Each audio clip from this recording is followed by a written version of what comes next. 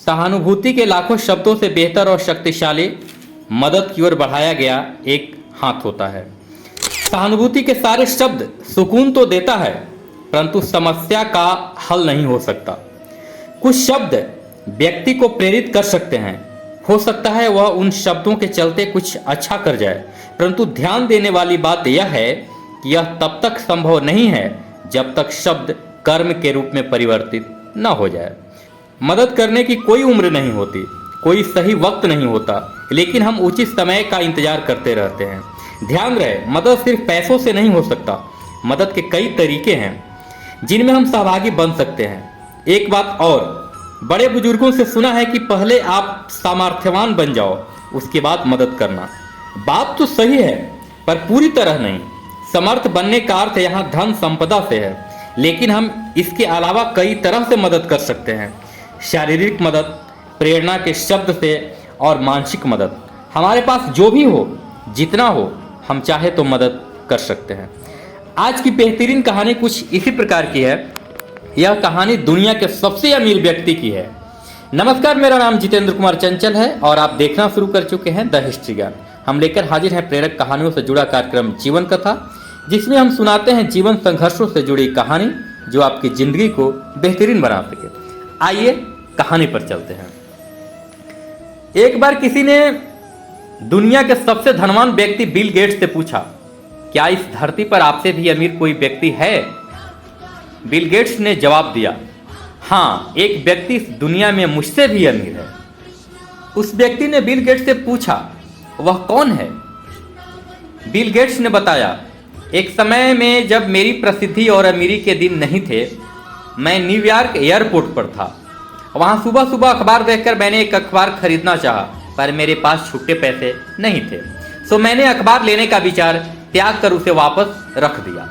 अखबार बेचने वाले लड़के ने मुझे देखा तो मैंने खुदरा पैसे न होने की बात कही। लड़के ने अखबार देते हुए कहा, कोई बात नहीं, यह अखबार मैं आपको मुफ्त में देता हूँ। बात आई गई हो गई। कोई 3 माह बाद संयोगवश उसी एयरपोर्ट पर मैं फिर उतरा और अखबार के लिए फिर मेरे पास सिक्के नहीं थे। उस लड़के ने मुझे फिर से अखबार दिया तो मैंने मना कर दिया, मैं ये ले नहीं सकता। उस लड़के ने कहा, आप इसे ले सकते हैं, मैं इसे अपने प्रॉफिट के हिस्से से दे रहा हूँ, मुझे नुकसान नहीं होगा। और मैंने अखबार ले लिया। 19 साल बाद अपने प्रसिद्ध हो जाने के बाद एक दिन मुझे उस लड़के की याद आई और कोई 1.5 महीने खोजने के बाद आखिरकार वह लड़का मुझे मिल गया। मैंने उससे पूछा, क्या तुम मुझे पहचानते हो? लड़का ने कहा, हाँ, आप मिस्टर बिल गेट्स हैं ना? बिल गेट्स ने कहा, तुम्हें याद है कभी तुमने फ्री में मुझे अखबार दिए थे? लड़का बोला, जी हाँ बिल्कुल, ऐसा 2 बार हुआ था। बिल गेट्स ने कहा, मैं तुम्हारे उस किए हुए की कीमत अदा करना चाहता हूँ। तुम अपनी जिंदगी में जो कुछ भी चाहते हो बताओ, मैं तुम्हारी हर जरूरत पूरी करूँगा। उस लड़के ने कहा, सर, लेकिन क्या आपको नहीं लगता कि ऐसा करके आप मेरे काम की कीमत का अदा नहीं कर पाएंगे? बिल गेट्स ने कहा, क्यों? लड़का बोला, मैंने जब आपकी मदद की थी, मैं एक गरीब लड़का था जो अखबार बेचता था। आप मेरी मदद तब कर रहे हैं जब आप इस दुनिया के सबसे अमीर और सामर्थ्यवान व्यक्ति हैं, फिर आप मेरी मदद की बराबरी कैसे करेंगे? बिल गेट्स की नज़र में वह व्यक्ति दुनिया के सबसे अमीर व्यक्ति में भी अमीर था, क्योंकि किसी की मदद करने के लिए उसने अमीर होने का इंतजार नहीं किया। मोरल ऑफ द स्टोरी, यह कहानी हमें क्या सिखाती है? मदद कभी समय देखकर नहीं की जाती, यह कभी भी, कहीं भी और किसी भी चीज से की जा सकती है। मदद का मतलब हम लोग सिर्फ पैसा समझ लेते हैं, जो कि कतई सही नहीं है। अमीरी पैसे से नहीं, दिल से की जाती है।